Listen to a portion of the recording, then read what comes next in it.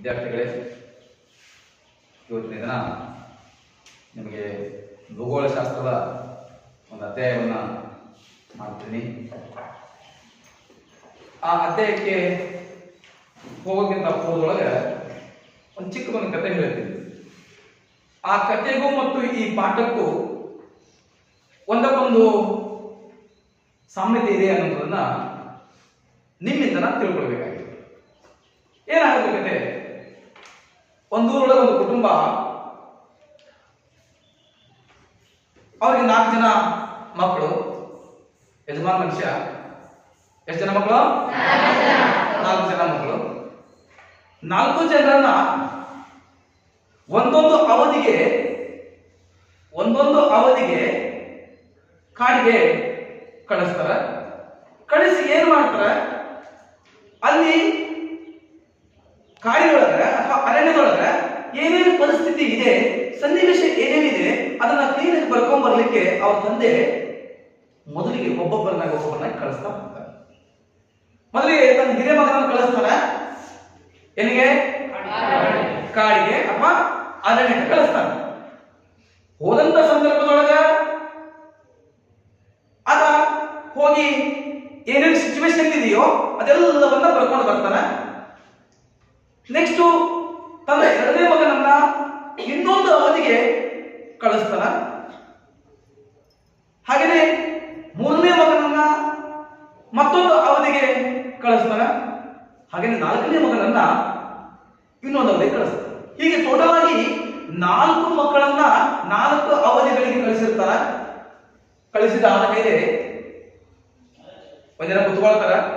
ಕುತ್ಕೊಂಡು ಏನಪ್ಪ ಎಲ್ಲರೂ ಕಾಡಿಗೆ ಹೋಗಿ ಬಂದ್ರಲ್ಲ ಅಂತ ಕೇಳ್ತಾರ. ಹೌದು, ಕಾಡಿಗೆ ಹೋಗಿ ಬಂದ್ವಿ. ಹಾಗಾದ್ರೆ ಕಾಡಿಗೆ ಹೋಗಿ ಬಂದಂತಹ ಸಂದರ್ಭದಲ್ಲಿ ನಿಮ್ಮ ಅನುಭವಗಳನ್ನ ಹಂಚಿಕೊಳ್ಬೇಕು. ಈಗ ಯಾಕಂದ್ರೆ ಏನೇನು ಅನುಭವಗಳಾಗಿತ್ತು ನಿಮಗೆ ಕಾಡಿನೊಳಗೆ ಅಂತಂದಾಗ, ಮೊದಲನೇ ಮಗನನ್ನ ಕಳಿಸಿದ ಮಗನಿಗೆ ಏನ್ ಹೇಳ್ತಾನೆ ಉತ್ತರನ? ಇಲ್ಲ, ನಾನು ಅರಣ್ಯಕ್ಕೆ ಹೋಗಿದ್ದೆ, ಎಲ್ಲಾ ಮರಗಳು ಒಣಗಿಬಿಟ್ಟಿದ್ವು. ಎಲ್ಲಾ ಮರಗಳು ಒಣಗೋಗಿದ್ದು, ಎಲ್ಲ ಹುಲ್ಲು ಗಾವಲುಗಳೆಲ್ಲ ಪೂರ್ತಿ ಒಣಗೋಗ್ಬಿಟ್ಟಿತ್ತು. ಹಾಗೆಯೇ ಹಳ್ಳ ಕೊಳ್ಳಗಳು ನದಿಗಳು ಎಲ್ಲವೂ ಬತ್ತಿ ಹೋಗಿದ್ದು, ಒಂದು ಹನಿ ನೀರು ಇರಲಿಲ್ಲ. ನಾನು ಹೋಗಿ ಬರುವಾಗ ಸುಸ್ತಾಗೋಗ್ಬಿಡ್ತು. ಮತ್ ನಾನು ಹೋಗ್ಬೇಕಾದಾಗ ನೀರು ತಗೊಂಡು ಹೋಗಿದ್ದೆ. ಆ ಬ್ಯಾಗದಲ್ಲಿ ನೀರು ಸಹ ಏನಾಗಿತ್ತಪ್ಪ ಅಂದ್ರೆ ಬಿಸಿ ಆಗಿಬಿಟ್ಟಿತ್ತು. ಅಷ್ಟೊಂದು ಅರಣ್ಯದೊಳಗ ಇಂತಹ ಅನುಭವ ಆಯ್ತು ನನಗೆ ಅಂತ ಒಂದು ಮಗ ಹೇಳ್ತಾರೆ. ಹಾಗೇನೆ 2ನೇ ಮಗನಿಗೆ ಕೇಳ್ತಾರೆ, ಏನಪ್ಪ ಮತ್ ನೀನು ಹೋಗಿದ್ದಿಲ್ಲ ಅರಣ್ಯಕ್ಕೆ, ನೋಡ್ಕೊಂಡ್ಬರ್ಲಿಕ್ಕಂತ ಹೋಗಿದ್ದಿ, ಏನ್ ಅನುಭವ ಆಯ್ತು ನಿನಗೆ, ಅದೇನೆಲ್ಲ ನಾನು ನೋಡ್ಕೊಂಡು ಬಂದಿ ಅಂತ ಕೇಳ್ತಾರ. ಅವಾಗ ಆ 2ನೇ ಮಗ ಹೇಳ್ತಾನೋ, ಅಪ್ಪ ನಾನು ಹೋಗಿರೋ ಆ ಅರಣ್ಯ ನೋಡ್ಬಿಟ್ರೆ ಎಷ್ಟು ಸುಂದರವಾಗಿತ್ತು ಅಂತಂದ್ರೆ, ಹಚ್ಚ ಹಸಿರಿನಿಂದ ತುಂಬು ತುಳುಕುತ್ತಿರುವಂತಹ ಆ ಕಾಡು, ಹಚ್ಚ ಹಸಿರಿನಿಂದ ತುಂಬು ತುಳುಕುತ್ತಿರುವಂತಹ ಆ ಕಾಡು, ಹಳ್ಳ ಕೊಳ್ಳಗಳು ಜರಿಗಳು ಹರಿತಿರುವಂತಹ ಆ ನದಿಗಳು, ಜಲಪಾತವನ್ನು ನಿರ್ಮಿಸುತ್ತಿರುವಂತಹ ನೀರು, ಎಲ್ಲೆಂದರಲ್ಲಿ ನೀರು ಹರಿತಾ ಇತ್ತು, ಇಡೀ ಕಾಡನ್ನ ಹಚ್ಚ ಹಸಿರಿನಿಂದ ಕೂಡಿತ್ತು ಅಂತ ಎಷ್ಟನೇ ಮಗ ಹೇಳ್ತಾನೆ? 2ನೇ ಮಗ. 3ನೇ ಮಗ ಮತ್ತೊಂದು ಅವಧಿ ಹೋಗಿದ್ದಲ್ವಾ, ಹಂಗ ನಿನ್ನ ಅನುಭವ ಏನಾಯ್ತು ಅಂತ ಹೇಳ್ಬಿಟ್ಟು ತಂದೆ ಆ 3ನೇ ಮಗನಿಗೆ ಕೇಳಿದಾಗ ಹೇಳ್ತಾನು, ಇಲ್ಲಪ್ಪ ಆ ಕಾಡಿನೊಳಗೆ ಹೆಂಗಿತ್ತು ಅಂತಂದ್ರೆ ಸುವಾಸನೆ ಭರಿತ ವಾತಾವರಣ ಇತ್ತು. ಎಲ್ಲಿ ಎಲ್ಲ ಮರಗಿಡಗಳಲ್ಲಿ ನೋಡ್ತೀವಿ ಹೂವು ಬಿಟ್ಟಿತ್ತು, ಸುವಾಸನೆ ಇತ್ತು, ದುಂಬಿಗಳು ಆ ಮಕರಂದವನ್ನ ಹಿರ್ಲಿಕ್ಕೆ ಬಂದಿದ್ವು, ನೋಡ್ಲಿಕ್ಕೆ ಒಂದು ಬಹಳ ಖುಷಿ ಅನಿಸ್ತಿತ್ತು ಅಂತ 3ನೇ ಮಗ ಹೇಳ್ತಾನೆ. ತನ್ನ ಅನುಭವವನ್ನು ತಾನು ಹೇಳಿಕೊಂಡ. 4ನೇ ಮಗ ನಿನ್ನ ಅನುಭವ ಏನಂತ ಕೇಳ್ಕೊಂಡಾಗ ಹೇಳ್ತಾನೋ, ಅಪ್ಪ ಎಲ್ಲ ಮರಗಿಡಗಳಲ್ಲಿ ಹಣ್ಣುಗಳು ತುಂಬಿಕೊಂಡಿದ್ವು, ಎಲ್ಲ ಮರಗಿಡಗಳಲ್ಲಿ ಹಣ್ಣುಗಳು ತುಂಬಿಕೊಂಡಿದ್ವು, ಹಕ್ಕಿ ಪಕ್ಷಿಗಳು ಪ್ರಾಣಿಗಳು ಆ ಮರದ ಮೇಲೆಗಡೆ ಹಣ್ಣುಗಳನ್ನ ತಿಂತಿದ್ವು. ನಾನು ಇಲ್ಲಿಂದ ಹೋಗ್ಬೇಕಾದ ಹಸವಾಗಿತ್ತು, ನಾನು ಆ ಹಣ್ಣುಗಳನ್ನ ತಿಂದೆ, ಅಷ್ಟೊಂದು ರುಚಿಕರವಾಗಿರುವಂತಹ ಹಣ್ಣುಗಳನ್ನ ನಾನು ನೋಡಿದೆ, ಬಹಳ ಖುಷಿ ಅನಿಸ್ತು ನನಗೆ. ಇಂತಹ ಅರಣ್ಯಗಳನ್ನ ನನ್ನ ಜೀವನದಲ್ಲಿ ಇಲ್ಲಿ ನೋಡಲಿಕ್ಕಿಲ್ಲ ಅಂತ ಆತ ಹೇಳುತ್ತಾನೆ. ಹೀಗೆ 4 ಜನ 4 ಅನುಭವಗಳನ್ನು ಹೇಳ್ತಾ ಹೋಗ್ತಾರೆ. ಹಾಗಾದ್ರೆ ಮೊದಲೇ ಹೋದಂತಹ ವ್ಯಕ್ತಿಗೆ ಅನುಭವ ಏನಾಗಿತ್ತು? ಮರಗಳೆಲ್ಲ ಒಣಗಿ ಹೋಗಿತ್ತು,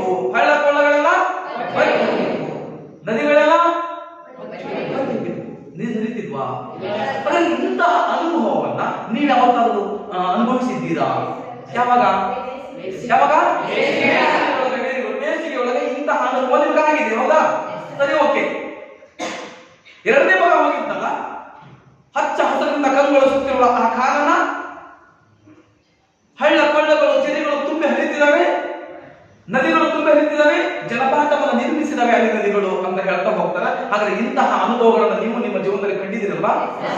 ನೀವು ಜಲಪಾತಗಳನ್ನು ನೋಡಿದಿರಲ್ಲ, ಹಚ್ಚ ಹಸಿರಿನ ಅರಣ್ಯ ನೋಡಿದಿರಲ್ವಾ? ಯಾವ ಸಂದರ್ಭದಲ್ಲಿ? ಮಳೆಗಾಲದಲ್ಲಿ ಏನಾಗ್ತವೆ? ಮರಗಿಡಗಳು ಹಚ್ಚ ಹಸಿರಿಂದ ಕೂಡಿರ್ತವೆ, ಹಳ್ಳ ಕೊಳ್ಳಗಳು ನದಿಗಳು ಇವತ್ತಿನ ಸಿಚುವೇಶನ್ ನೋಡ್ತಿದ್ದಾರೆ, ನಿಮಗೆ ಗೊತ್ತಿದೆ, ಮಳೆಗಾಲ. ಇನ್ನು ಮೂರನೇ ಭಾಗ ಹೇಳ್ತಾನು, ಹೂಗಳು ಬಿಟ್ಟಿದ್ವು, ಎಲ್ಲ ಮರಗಿಡಗಳಲ್ಲಿ ಹೂ ತುಂಬಿತ್ತು, ಮಗುಗಳು ಆಗಾಗ ಅರಳ್ತಾ ಇದ್ವು. ಇಂತಹ ಅನುಭವವನ್ನ ನಿಮ್ಮ ಮನೆಗಳಲ್ಲಿ, ನಿಮ್ಮ ಊರಿನ ಅರಣ್ಯಗಳಲ್ಲಿ ಆ ಹೂಗಳನ್ನು ಬಿಡುವಂತಹ ಸನ್ನಿವೇಶವನ್ನು ನೋಡಿರ್ತೀರಲ್ವಾ? ನೋಡಿರ್ತೀರಾ? ಇದು ಒಂದು ಕಾಲ, ಇದು ಒಂದು ಕಾಲ. ಇನ್ನು ನಾಲ್ಕನೇ ಮಗ ಇದಲ್ವಾ, ನಾಲ್ಕನೇ ಮಗ ಅರಣ್ಯದಲ್ಲಿ ಏನ್ ನೋಡಿದ್ದ? ಹಣ್ಣುಗಳನ್ನು ನೋಡಿದ. ಎಸ್, ನೀವು ಹಣ್ಣುಗಳನ್ನು ನೋಡಿದ್ರೆ ಕಾಡುಗಳಿಗೆ ಹೋಗಿ ಬೇರೆ ಹಣ್ಣು ಸಿಗ್ತಾವ, ನೇರಳೆ ಹಣ್ಣುಗಳು ಸಿಗ್ತಾವ, ಮಾವಿನ ಹಣ್ಣುಗಳು ಸಿಗ್ತಾವ, ಹೌದಾ? ಅಂದ್ರೆ ಈ ಸಂದರ್ಭಗಳಲ್ಲಿ ಸಿಗುವಂತಹದ್ದು. ಮತ್ತೆ ಅದು ಹೋಗ್ಬೇಕಾದ್ರೆ ಹೆಂಗ್ ಹೋಗಿದ್ದ ಅಂತಂದ್ರೆ ಸ್ವೆಟರ್ ಹಾಕೊಂಡು ಹೋಗಿದ್ದ. ಏನ ಕಡೆ ಯಾಕೆ? ಅದ್ರ ಅನುಭವ ಆಗಿದೆ ನಿಮಗೆ, ತುಂಬಾ ಆಗಿದೆ ಅಲ್ಲ? ಹಾಗಾದ್ರೆ ಈ ನಾಲ್ಕು ಮಕ್ಕಳ ಅನುಭವ ಏನಿದೆ, ಒಂದೇದು ಎರಡು, ಮೂರನೇದು ನಾನೇ ಹೇಳಿಬಿಡ್ತೀನಿ ನಿಮಗೆ. ಅದು ನೈಋತ್ಯ ಮಾನ್ಸೂನ್ ಮಾರುತಗಳ ನಿರ್ಗಮನ ಕಾಲ ಅಂತ ನಾವು ಕರಿತೇವೆ ಅದಕ್ಕೆ, ಅಥವಾ ಹಿಂಗಾರು ಅಂತ ಕರಿತೇವೆ ನಾವು. ಈಗ ಇರುವಂತ ನಾವೇನು ಮಳೆಗಾಲದಲ್ಲಿ ಇದ್ದೇವಲ್ಲ, ಇದು ಆದ್ಮೇಲೆ ನೆಕ್ಸ್ಟ್ ಬರುವಂತದ್ದು ಇರಲಿ, ಅದ್ರ ಬಗ್ಗೆ ನಿಮಗೆ ಡೀಟೇಲ್ಸ್ ಆಗಿ ಹೇಳ್ತೀನಿ. ಇಲ್ಲ, ನಾಲ್ಕನೇ ಮಗನ ಅನುಭವ ಏನಾಗುತ್ತೆ? ಹಾಗಾಗಿ ಇವತ್ತಿನ ನಾವು ತಿಳ್ಕೊಳ್ಬೇಕಾಗಿರುವಂತಹ ಒಂದು ಅಧ್ಯಾಯ ಯಾವುದಪ್ಪ ಅಂತಂದ್ರೆ ಭಾರತದ ಋತುಗಳು. ಯಾವ್ದು ಅಧ್ಯಾಯ? ಋತುಗಳು. ಆ ಅಧ್ಯಾಯದ ಕುರಿತು ತಿಳ್ಕೊಳ್ಳೋಣ.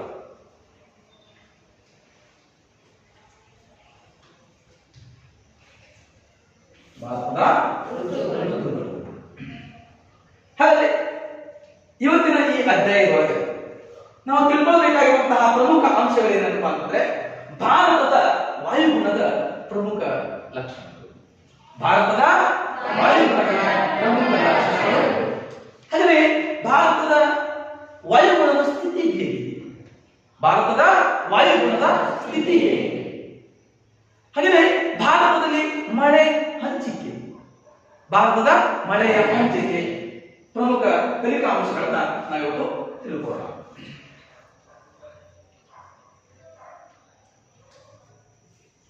ಒಂದು, ಭಾರತದ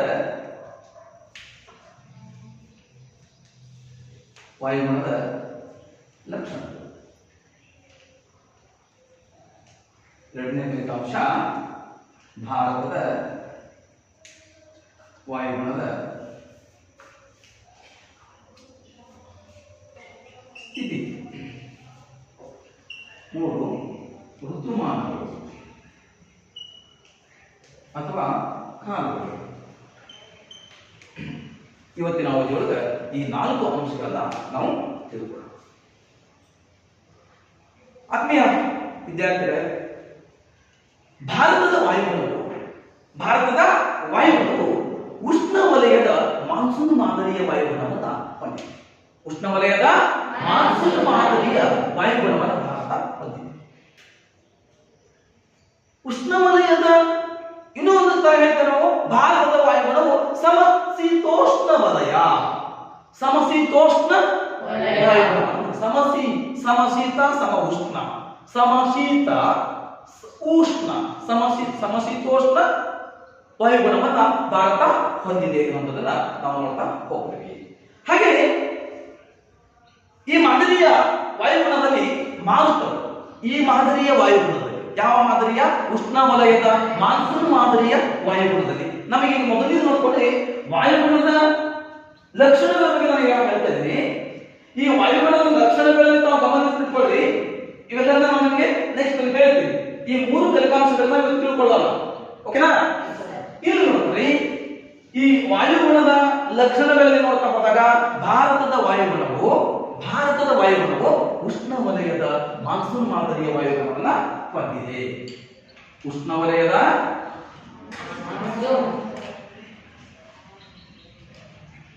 ಉಷ್ಣವಲಯದ ಮಾನ್ಸೂನ್ ಮಾದರಿಯ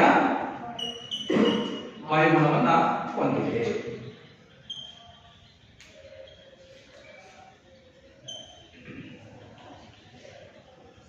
ಉಷ್ಣವಲಯದ ಮಾನ್ಸೂನ್ ಮಾದರಿಯ ವಾಯುಗುಣ. ಹಾಗಾದ್ರೆ ಈ ಮಾದರಿಯ ವಾಯುಗುಣದಲ್ಲಿ ನಾವು ಒಂದು ವರ್ಷದ ಅವಧಿಯನ್ನ ಪರಿಗಣಿಸಿದಾಗ ಇವುಗಳು ಮಾರುತಗಳು ತಮ್ಮ ದಿಕ್ಕುಗಳನ್ನ ಬದಲಾಯಿಸ್ತವೆ. ಏನ್ ಬದಲಾಯಿಸ್ತವ? ದಿಕ್ಕುಗಳನ್ನ ಬದಲಾಯಿಸ್ತವೆ. ಈ ಮಾದರಿಯ ವಾಯುಗುಣದಲ್ಲಿ ಅರ್ಧ ವರ್ಷಗಳಲ್ಲಿ ಒಂದು ದಿಕ್ಕಿನಿಂದ ಬೀಸಿದಾಗ ಇನ್ನರ್ಧ ವರ್ಷಗಳಲ್ಲಿ ಇನ್ನೊಂದು ದಿಕ್ಕಿನಿಂದ ಮಾರುತಗಳು ಬೀಸ್ತವೆ. ಫಾರ್ ಎಕ್ಸಾಂಪಲ್ ನಾನು ಇಲ್ಲಿ ನಕ್ಷೆಯನ್ನು ಇಟ್ಟಿದ್ದೇನೆ ನೋಡಿ, ಗೊತ್ತಾಗ್ತದೆ ನಿಮಗೆ. ಹಾಗಾದ್ರೆ ಇಲ್ಲಿಂದ ಈ ಭಾಗದಿಂದ ಬೀಸುವ ಮಾರುತಗಳು ಇದು ನೈಋತ್ಯ ಮಾನ್ಸೂನ್ ಮಾರುತಗಳಾಗಿದ್ರೆ ಇದು ಒಂದರ್ಧ ಅವಧಿಗಳು. ಹಾಗೆಯೇ ಈ ಭಾಗದಿಂದ ಬೀಸ್ತಾ ಇದ್ರೆ ಇದು ಈಶಾನ್ಯ ಮಾರುತಗಳು ಅಂತ ಕರೀತೀವಿ. ಯಾವ ಮಾರುತಗಳು? ಈಶಾನ್ಯ ಮಾರುತಗಳು. ಹಾಗಾದ್ರೆ ಸರ್ ನಮ್ಗೆ ದಿಕ್ಕುಗಳು ಗೊತ್ತಾಗಬೇಕಿತ್ತಲ್ಲ ಫಸ್ಟಿಗೆ. ಇದು ಈಶಾನ್ಯ ಅಂತ ನೀವು ಹೇಳ್ತೀರಿ, ಇದು ಈಶಾನ್ಯ ಅಂತ ಹೇಳ್ತೀರಿ, ಇದು ನೈಋತ್ಯ ಅಂತ ಹೇಳ್ತೀರಿ. ಹಾಗಾದ್ರೆ ದಿಕ್ಕುಗಳ ಪರಿಕಲ್ಪನೆ ಗೊತ್ತಿದೆಯಾ ನಿಮಗೆ? ನೋಡಿ, ನಿಮ್ಗೆ ಗೊತ್ತಿರೋ ದಿಕ್ಕುಗಳು ಯಾವ್ದಪ್ಪ ಅಂದ್ರೆ ಪೂರ್ವ, ಪಶ್ಚಿಮ, ಉತ್ತರ, ದಕ್ಷಿಣ.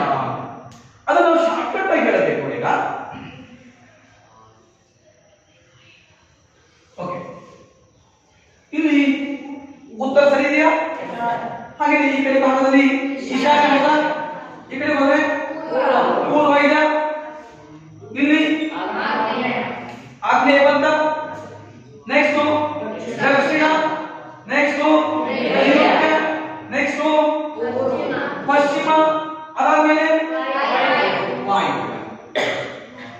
ಹಾಗಾಗಿ ಇದನ್ನ ಸರಳ ರೂಪದಲ್ಲಿ ನಾವು ಕಲಿಬೇಕಲ್ವಾ, ನಾವು ನೆನಪಿಟ್ಕೊಳ್ಬೇಕಲ್ವಾ? ಅದನ್ನ ನಾವು ಹೇಳ್ಬೋದು ಉತ್ತರ, ಈಶಾನ್ಯ, ಪೂರ್ವ, ಆಗ್ನೇಯ, ದಕ್ಷಿಣ, ನೈಋತ್ಯ, ಪಶ್ಚಿಮ, ವಾಯುವ್ಯ ಅಂತ ಹೇಳಬೇಕಲ್ವಾ? ಅದನ್ನು ನಾವು ಶಾರ್ಟ್ಕಟ್ ಆಗಿ ಹೇಳ್ಬೋದಪ್ಪ ಅಂತಂದ್ರೆ ಉಯಿಪು ಆದ ನೈಪವ. ಹೇಳೋಣ, ಉಯಿಪು ಆದ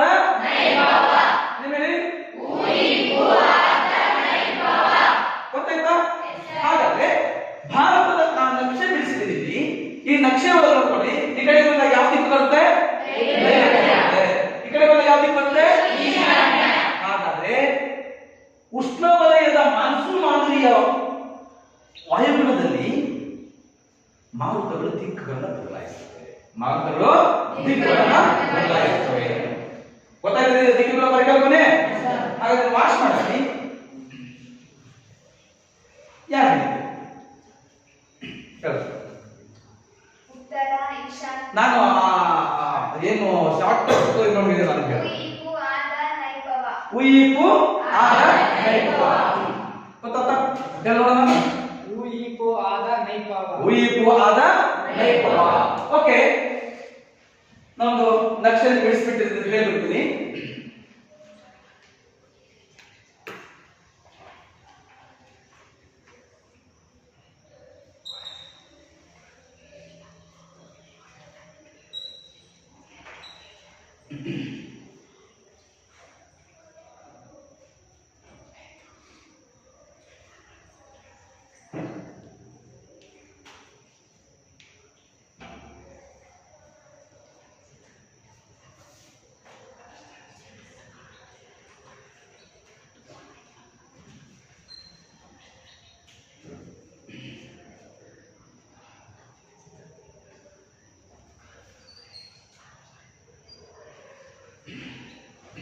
ಓಕೆ, ಸರಿ. ಇಲ್ಲಿ ವರ್ಷದ ಅರ್ಧ ಭಾಗದಲ್ಲಿ ತಮ್ಮ ದಿಕ್ಕುಗಳನ್ನ ಬದಲಾಯಿಸ್ತಾರೆ ಅಂತ ನಾನು ಹೇಳಿದೆ. ಇನ್ನು ಅರ್ಧ ಭಾಗದಲ್ಲಿ ದಿಕ್ಕುಗಳನ್ನ ಮತ್ತೆ ಬದಲಾಯಿಸ್ತಾರೆ ಅಂತ ಹೇಳಿದ್ದೀವಿ. ಹಾಗಾದ್ರೆ ಇಲ್ಲಿ ಈಶಾನ್ಯ ಭಾಗದಿಂದ ಬೀಸುವ ಮಾರುತಗಳು ಒಂದು ಕಡೆಯಾದ್ರೆ, ನೈಋತ್ಯ ಭಾಗದಿಂದ ಬೀಸುವ ಮಾರುತಗಳು ಇನ್ನೊಂದು ಕಡೆ ಕಟ್ಟುತ್ತಾರೆ. ಇಲ್ಲಿ ನೋಡಿಕೊಳ್ಳಿ, ಹೀಗೆ ಮಾರುತಗಳು ತಮ್ಮ ದಿಕ್ಕುಗಳನ್ನ ಬದಲಾಯಿಸ್ತವೆ. ಇವು ಯಾವ ಮಾರುತಗಳು? ಯಾವ ಮಾರುತಗಳು? ಹಾಗೆ ಈ ಭಾಗದಿಂದ ಇನ್ನರ್ಧ ಅವಧಿಯೊಳಗೆ ಬೀಸ್ತಾವ. ಯಾವ ಮಾರುತಗಳು? ಹೀಗೆ ವರ್ಷದ ಅವಧಿಯಲ್ಲಿ 2 ಬಾರಿ ಮಾರುತಗಳು ತಮ್ಮ ದಿಕ್ಕುಗಳನ್ನ ಬದಲಾಯಿಸ್ತವೆ ಅನ್ನುವಂಥದ್ದು. ಜೊತೆಗೆ ಈ ಬದಲಾವಣೆ ಆಗ್ಲಿಕ್ಕೆ ಕಾರಣ ಏನು? ನೀವು ಹೇಳ್ತೀರಿ ಸರ್, ಬ್ಯಾಸಿಗೆ ನೋಡಿದೀವಿ ನಾವು, ಮಳೆಗಾಲ ನೋಡಿದೀವಿ, ಚಳಿಗಾಲ ನೋಡಿದೀವಿ ಅಂತ ಹೇಳ್ತೀರಿ ನೀವು. ಅಥವಾ ನಂಗ ಮಳೆಗಾಲ ನೋಡಿದ್ಮೇಲೆ ಹಿಂಗಾರು ಮಳೆಗಾಲ ನೋಡಿದೀವಿ ಅಂತ. ಆದ್ರೆ ಈ ರೀತಿಯಾದಂತಹ ಹವಾಮಾನಗಳ ಬದಲಾವಣೆ ಆಗ್ಲಿಕ್ಕೆ ಕಾರಣ ಏನು? ಹೇಗೆ ಬದಲಾಗುತ್ತೆ ಸರ್? ಬೇಸಿಗೆ ಬಂದ್ಬಿಡುತ್ತೆ ಸರ್. ಪ್ರತಿ ವರ್ಷ ಮಾರ್ಚ್ ಏಪ್ರಿಲ್ ಮೇ ಬೇಸಿಗೆ ಬಂದ್ಬಿಡುತ್ತೆ ಸರ್. ಅದಾದ್ಮೇಲೆ ಮಳೆಗಾಲ ಬಂದ್ಬಿಡುತ್ತೆ. ಮಳೆಗಾಲ ಬರ್ಬೋದು ಬಿಡ್ಬೋದು, ಬಟ್ ಮಳೆಗಾಲ ಪ್ರಾರಂಭ ಆಗುತ್ತಲ್ವಾ? ಯಾವುದೋ ಒಂದು ಭಾಗದಲ್ಲಿ ಮಳೆಗಾಲ ಆಗೇ ಆಗುತ್ತಲ್ವಾ ಸರ್? ಈ ಮಳೆಗಾಲನ ಆಗುತ್ತೆ, ಬೇಸಿಗೆ ಬರುತ್ತೆ, ಹಿಂಗಾರು ಮಳೆಗಾಲನ ಆಗುತ್ತೆ, ಚಳಿಗಾಲನ ಬರುತ್ತೆ. ಈ ರೀತಿ ಆಗ್ಲಿಕ್ಕೆ ಕಾರಣ ಏನು ಅಲ್ವಾ? ಬಟ್ ಬದಲಾಗಿರಲ್ಲ ಸರ್. ನಾವು ಬೆಳಗ್ಗೆ ಉಣ್ಬೇಕಾಗಿದ್ದನ್ನ ಮಧ್ಯಾಹ್ನ ಊಟ ಮಾಡ್ತೀವಿ ಸರ್. ಒಮ್ಮೆ ಮಧ್ಯಾಹ್ನ ಉಣ್ಬೇಕಾಗಿತ್ತು ಸರ್, ನಾವು ರಾತ್ರಿ ಉಂಡ್ಬಿಡ್ತೀವಿ ಸರ್. 3 ಸರ್ ಬೆಳಿಗ್ಗೆ ಉಂಡಿರ್ಲಿಲ್ಲ, ಒಮ್ಮೆ ಮಧ್ಯಾಹ್ನ ಉಣ್ತೀವಿ. ಊಟದಲ್ಲಿ ವ್ಯತ್ಯಾಸ ಆಗುತ್ತಲ್ವಾ? ಆದ್ರೆ ಹವಾಮಾನದಲ್ಲಿ ವಾಯುಗುಣದಲ್ಲಿ ವ್ಯತ್ಯಾಸ ಆಗೋಂಗೇ ಇಲ್ಲ. ಯಾಕಾಗಲ್ಲಪ್ಪ ಅಂತಂದ್ರೆ ಈ ವಾಯುಗುಣದ ಮೇಲೆ ಪ್ರಭಾವ ಬೀರುವಂತಹ ಅಂಶಗಳಿದ್ದಾವ. ವಾಯುಗುಣದ ಮೇಲೆ ಪ್ರಭಾವ ಬೀರುವಂತಹ ಅಂಶಗಳದವ. ಅವುಗಳಿಂದಾಗಿ ಈ ವಾಯುಗುಣದಲ್ಲಿ ಬದಲಾಗ್ತದೆ. ಹಾಗೆ ಹವಾಗುಣದ ಅಥವಾ ವಾಯುಗುಣದ ಮೇಲೆ ಪ್ರಭಾವ ಬೀರುವಂತಹ ಪ್ರಮುಖ ಅಂಶಗಳ್ಯಾವ್ಯಾವು ಅಂತ ನೋಡೋಣ.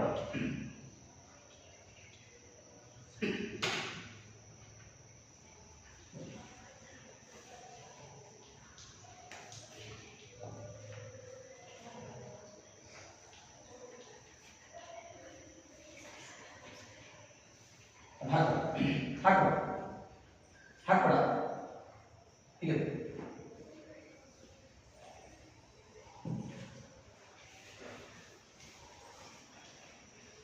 ವಾಯುಗುಣದ ಮೇಲೆ ಪ್ರಭಾವ ಬೀರುವ ಅಂಶಗಳು. ಈ ವಾಯುಗುಣದ ಮೇಲೆ ಏನು ಪ್ರಭಾವ ಬೀರುತ್ತಲ್ಲ, ಈ ಅಂಶಗಳಿಂದಾಗಿ ಬೇಸಿಗೆ ಕಾಲ, ಮಳೆಗಾಲ, ಹಿಂಗಾರು ಮಳೆಗಾಲ, ಚಳಿಗಾಲ ಆಗೋದ್ರಿ ಸರ್. ಅಂತವು ಯಾವ ನಾವು ಆ ರೀತಿಯ ಪ್ರಭಾವ ಬೀರುವಂತಹ ಅಂಶಗಳು ಯಾವ್ಯಾವ ಅಂತಂದ್ರೆ, ಒಂದನೇದು ಅಕ್ಷಾಂಶ. ಯಾವುದು? ಒಂದು ಅಕ್ಷಾಂಶ.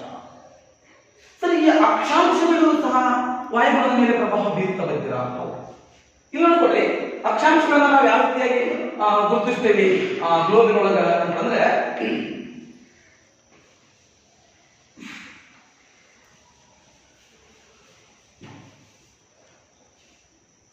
ಓಕೆ ನೋಡಿ, ಗ್ಲೋಬಿನ ಒಳಗೆ ನಾವು ಬರೀತಾ ಹೋಗ್ತೀವಿ. ಮೊದಲನೇ ಪಾಠದಲ್ಲಿ ಹೇಳೋದನ್ನ ನಾನು ಹೇಳಿದ್ದೀನಿ, ಹೌದಾ? ಈ ರೀತಿ ಅಕ್ಷಾಂಶಗಳು ಗೊತ್ತಾ? ಈ ಅಕ್ಷಾಂಶಗಳು ಸಹ ಭಾರತದ ವಾಯುಗುಣದ ಮೇಲೆ ಏನಾಗ್ತವೆ? ಪ್ರಭಾವವನ್ನು ಬೀರುತ್ತವೆ. ಈ ಅಕ್ಷಾಂಶಗಳು ಭಾರತದ ವಾಯುಗುಣದ ಮೇಲೆ ಪ್ರಭಾವವನ್ನು ಬೀರುತ್ತವೆ. ಇಂದಿನ ಅವಧಿಯೊಳಗೆ ನೀವು 8ನೇ ತರಗತಿ ಇದ್ದಂತಹ ಸಂದರ್ಭದೊಳಗೆ ನೀವು ಅಕ್ಷಾಂಶಗಳು, ರೇಖಾಂಶಗಳು ಅಂತ ಓದ್ತಿರಲ್ಲ, ಆ ರೀತಿ ಇರುವಂತಹ ಈ ಅಕ್ಷಾಂಶಗಳು ಸಹ ಭಾರತದ ವಾಯುಗುಣದ ಮೇಲೆ ಪ್ರಭಾವವನ್ನು ಬೀರುತ್ತವೆ. ಇನ್ನು ಎರಡನೇ ಅಂಶ ಏನಪ್ಪಾ ಅಂತಂದ್ರೆ, ಸಮುದ್ರ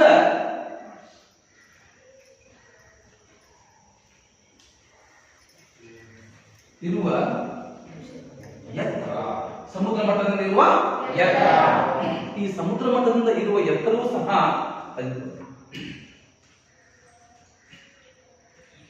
ನೋಡಿ, ಸಮುದ್ರ ಮಟ್ಟದಿಂದ ಇರುವ ಎತ್ತರಕ್ಕೆ ಸಂಬಂಧಪಟ್ಟಂತೆ ನಾವು ನೋಡ್ತಾ ಹೋದಾಗ ಭಾರತದ ನಕ್ಷೆ ನಾವು ನೋಡ್ತೇವೆ.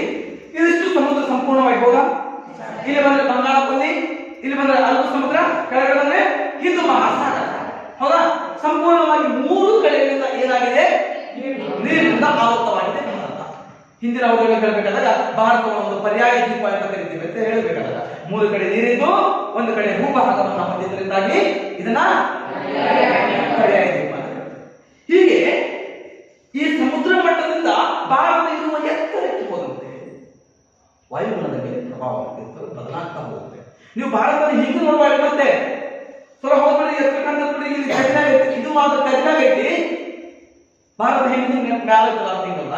ಭಾರತವನ್ನು ನಾವು ಹೇಗೆ ನೋಡ್ಬೇಕು ಅಂತಂದ್ರೆ ಹೀಗೆ ನೋಡ್ಬೇಕು. ಹೀಗೆ ನೋಡ್ಬೇಕು ನಾವು ಭಾರತವನ್ನ. ನಾವು ಹೀಗೆ ತೋರ್ಸ್ಲಿಕ್ಕೆ ಲಕ್ಷ್ಯ ಬಿಡಿಸ್ಲಿಕ್ಕೆ ಹೀಗೆ ಬಿಡಿಸ್ತೇವೆ ಅಷ್ಟೇ. ಆದ್ರೆ ಭಾರತ ಹೌದಲ್ಲ ಸರ್, ಸಮುದ್ರ ಇಲ್ಲಿದೆ, ಕೆಳಗಿದೆ, ಭಾರತ ಮಾತ್ರ ಮೇಲಿದೆ ಅಂತ ನಿಮ್ಗೆ ಕಾನ್ಸೆಪ್ಟ್ ಇರ್ಬೋದು. ಹಾಗಲ್ಲ. ಹೀಗಿದ್ದಾಗ ಸಮುದ್ರದ ಭಾಗ ಕೆಳಗಿದೆ, ಭೂಭಾಗ ಹೆಚ್ಚು ಮೇಲ್ಪಟ್ಟಿರುತ್ತೆ, ಮೇಲು ಹಾಗೆ ಬರ್ತದೆ. ನಾವು ಹೇಳಬಹುದು ಏನಂತ, ಮೌಂಟ್ ಎವರೆಸ್ಟ್ ಸಮುದ್ರ ಮಟ್ಟದಿಂದ ಅಳಿದಾರದನ್ನ. ಮೌಂಟ್ ಎವರೆಸ್ಟ್ ಇಂದ ಎತ್ತರ ಎಷ್ಟಿದೆ ಗೊತ್ತಾ? 8848 ಮೀಟರ್ ಇದೆ ಗೊತ್ತಾ? ಅದು ಹೇಳೋದು ಅಂತಂದ್ರೆ ಸಮುದ್ರ ಮಟ್ಟದಿಂದ ಮೇಲೆ ಬರುತ್ತೆ. ಇಲ್ಲಿ ಸಮುದ್ರ ಇದೆ ಅಂತ ಹೇಳ್ಕೊಳ್ಳಿ, ಈ ಭಾಗ ಸಮುದ್ರ ಇದೆ ಅಂತ ಹೇಳ್ಕೊಳ್ಳಿ, ಈ ಭಾಗ ಸಮುದ್ರ ಇದೆ ಅಂತ ಹೇಳಿದಾಗ ಹೀಗೆ ಹೋಗ್ತದೆ ಭೂಮಿ, ಹೀಗೆ ಎತ್ತರ ಆಗಿರುತ್ತಲ್ಲ. ಈ ಎತ್ತರ ಏನಿದೆಯಲ್ಲ, ಈ ಸಮುದ್ರ ಭಾಗದಿಂದ ಇರುವ ಎತ್ತರ ಏನಿದೆಯಲ್ಲ, ಇದು ಸಹ ಏನಾಗುತ್ತಪ್ಪ ಅಂತಂದ್ರೆ ವಾಯುಗುಣದ ಮೇಲೆ ಪ್ರಭಾವವನ್ನ ಬೀರುತ್ತವೆ. ಯಾವುದೋ ಸಮುದ್ರ ಮಟ್ಟದಿಂದ ಇರುವ ಎತ್ತರ. ಹಾಗೆ ಮತ್ತೊಂದು ಅಂಶವನ್ನು ನಾವು ನಿಮಗೆ ಹೇಳೋದಾದ್ರೆ, ಸಾಗರ ಪ್ರವಾಹಗಳಿಂದ ಇರುವ ದೂರ.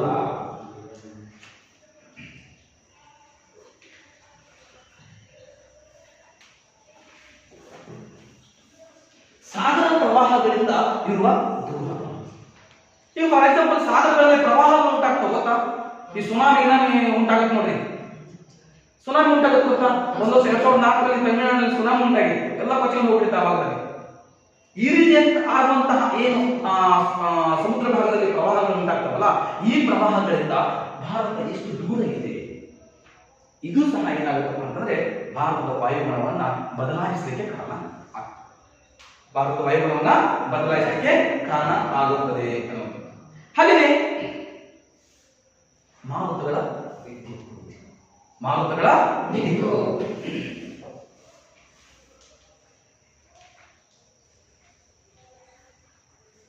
ಈ ಮಾರುತಗಳ ದಿಕ್ಕು ಸಹ ವಾಯುಗುಣಕ್ಕೆ ಪ್ರಭಾವ.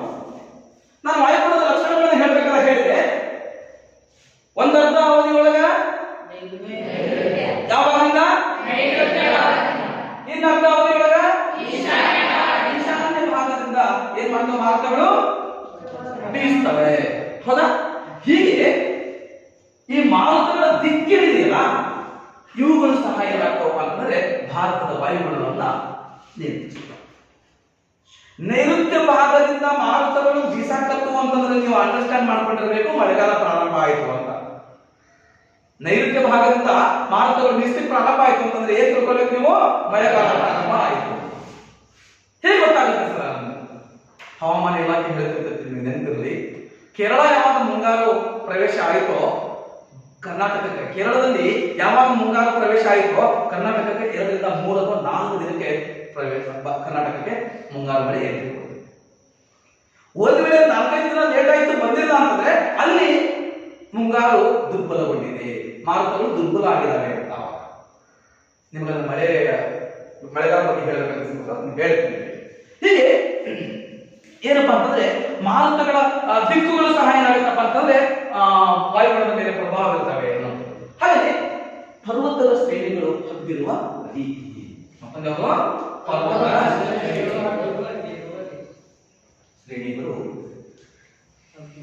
ಹಬ್ಬಿರುವ ರೀತಿ. ನೋಡ್ರಿ, ಪರ್ವತ ಶ್ರೇಣಿಗಳು ಹಬ್ಬಿರುವ ರೀತಿ ಅಂತ ಇಲ್ಲಿ ನಾನು ಗುರುತಿಸಿದ ನೋಡ್ಕೊಳ್ಳಿ. ಈ ಕಡೆ ಭಾಗದಲ್ಲಿ ಬಂದ್ರೆ ಏನ್ ಕಂಡು ಬರ್ತದೆ? ಯಾರು ಹೇಳ್ತೀರಿ ಸಂಪೂರ್ಣವಾಗಿ? ಏನ್ ಕಂಡು ಬರ್ತದೆ? ಯಾವ ಪರ್ವತಗಳು? ಹಿಮಾಲಯ ಪರ್ವತಗಳು ಅಥವಾ ಪರ್ವತ ಶ್ರೇಣಿಗಳು ಹಬ್ಬಿರುವ ರೀತಿ. ನೋಡಿ, ಇಲ್ಲೆಲ್ಲ ಪೂರ್ತಿ ಹಿಮಾಲಯ ಪರ್ವತಗಳು, ಹೌದಾ?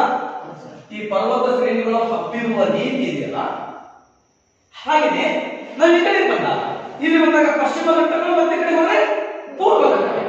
ಇಲ್ಲಿ ಬಂದ್ರೆ ಪಶ್ಚಿಮ ಘಟ್ಟಗಳು, ಈ ಕಡೆ ಬಂದ್ರೆ ಪೂರ್ವ ಘಟ್ಟಗಳು. ಈ ಪಶ್ಚಿಮ ಘಟ್ಟಗಳು ಮತ್ತು ಪೂರ್ವ ಘಟ್ಟಗಳು ಹಬ್ಬಿರುವ ರೀತಿ ಇದೆಯಲ್ಲ, ಇದು ಸಹ ಭಾರತದ ವಾಯುಗುಣವನ್ನು ನಿಯಂತ್ರಿಸ್ತವೆ. ಈ ಇಷ್ಟು ಅಂಶಗಳು ಭಾರತದ ವಾಯುಗುಣದ ಮೇಲೆ ಪ್ರಭಾವ ಬೀರುತ್ತವೆ. ಮಳೆಗಾಲ ಆಗಲಿಕ್ಕೆ, ಚಳಿಗಾಲ ಆಗಲಿಕ್ಕೆ, ಹಿಂಗಾರು ಮಳೆಗಾಲ ಆಗಲಿಕ್ಕೆ, ಬೇಸಿಗೆ ಆಗಲಿಕ್ಕೆ ಕಾರಣ ಏನಪ್ಪಾ ಅಂತಂದ್ರೆ ಈ ಎಲ್ಲ ಅಂಶಗಳು. ಒಂದೊಂದಾಗಿ ಹೇಳಿ ನೋಡೋಣ.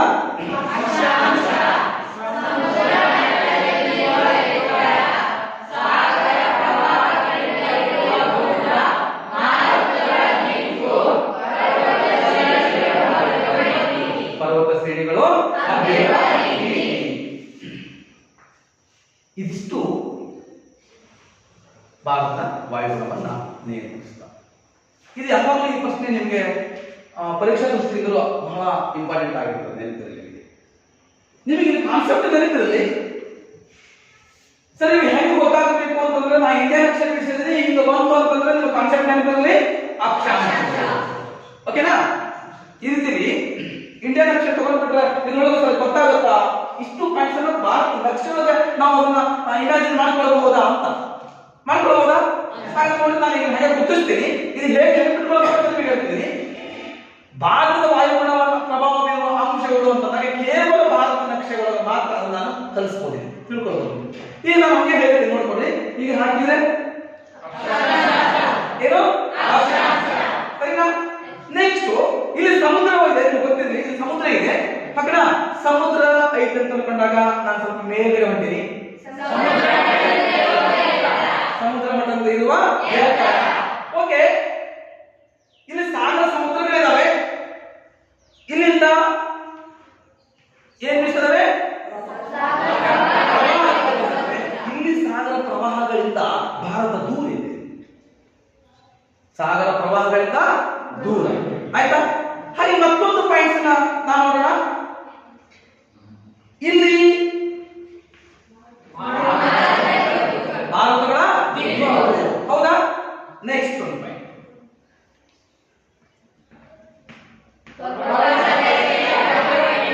ಪರ್ವತ ಶ್ರೇಣಿಗಳು ಹೌದಲ್ಲ? ಹಾಗಾದ್ರೆ ಕೇವಲ ಈ ಭಾರತದ ನಕ್ಷೆಗಳನ್ನ ಒಂದು ಸಲ ಕಾನ್ಸೆಪ್ಟ್ ನೆನಪಿಟ್ಟುಕೊಂಡ್ರೆ ಈ ಕಾನ್ಸೆಪ್ಟ್ಗೆ ಅರ್ಥ ಆಗುತ್ತಲ್ಲ? ಓಕೆ. ನೆಕ್ಸ್ಟ್ ನಾವು ನೋಡಬೇಕಾಗಿರೋ ಪಾಯಿಂಟ್ ಏನಪ್ಪಾ ಅಂತಂದ್ರೆ ಭಾರತದ ವಾಯುಗುಣವನ್ನ ಪ್ರಮುಖವಾಗಿ ನಾವು 4 ಪ್ರಕಾರಗಳಲ್ಲಿ ವಿಂಗಡಿಸ್ತೀವಿ. ಭಾರತದ ವಾಯುಗುಣವನ್ನ ಎಷ್ಟು ಪ್ರಕಾರವಾಗಿ ವಿಂಗಡಿಸ್ತೀವಿ? ಅವು ಯಾವ್ಯಾವ ನೋಡೋಣ. ಇದು ಗೊತ್ತಾಯ್ತಲ್ಲ? ಗೊತ್ತಾಯ್ತಾ? ಓಕೆ.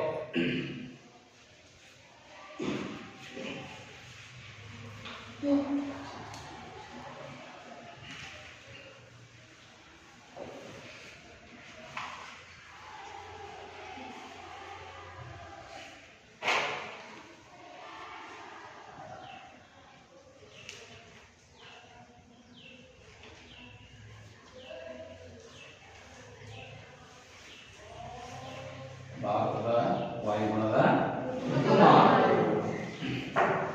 ಭಾರತೀಯ ವಾಯುಗುಣದ ಋತುಮಾನಗಳನ್ನ ನಾವು ಒಂದೊಂದಾಗಿ ಓಕೆ. ಈಗ ಭಾರತದ ಋತುಮಾನಗಳನ್ನು ನಾವು ಪ್ರಮುಖವಾಗಿ ಎಷ್ಟು ಪ್ರಕಾರ ಮಾಡ್ತೀವಿ? 4 ಪ್ರಕಾರ ಮಾಡ್ತೀವಿ. ಹಾಗಾದ್ರೆ ಒಂದೊಂದಾಗಿ ನಾನು ನಿಮಗೆ ತೋರಿಸ್ತೀನಿ ನೋಡಿ.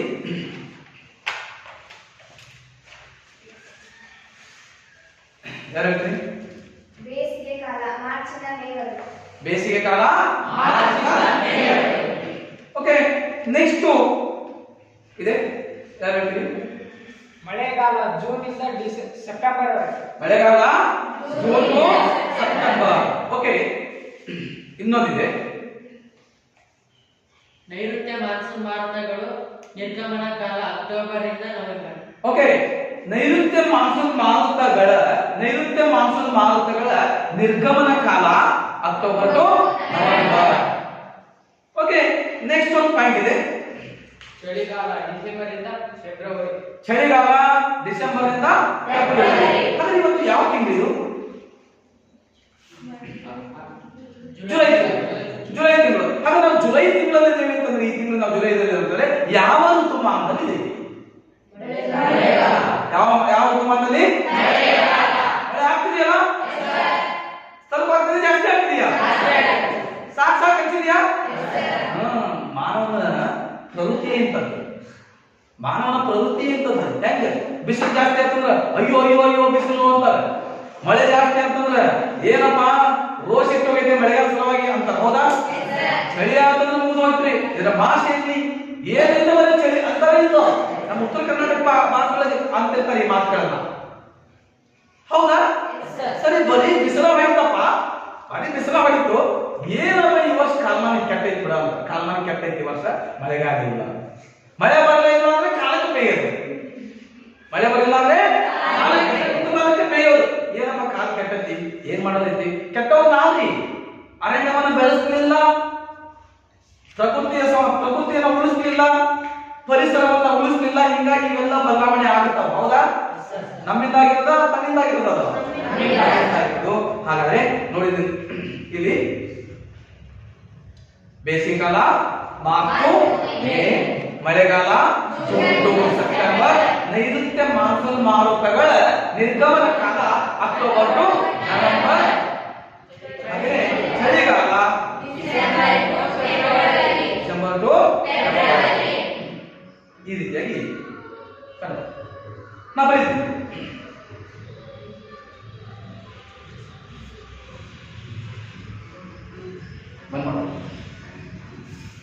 ಬೇಸಿಗೆ ಕಾಲ March to May. Okay, next ಮಳೆಗಾಲ ಜೂನ್ ಟು ಸೆಪ್ಟೆಂಬರ್. ನೆಕ್ಸ್ಟ್ ನೈಋತ್ಯ ಮಾನ್ಸೂನ್ ಮಾರುತಗಳ ನಿರ್ಗಮನ ಕಾಲ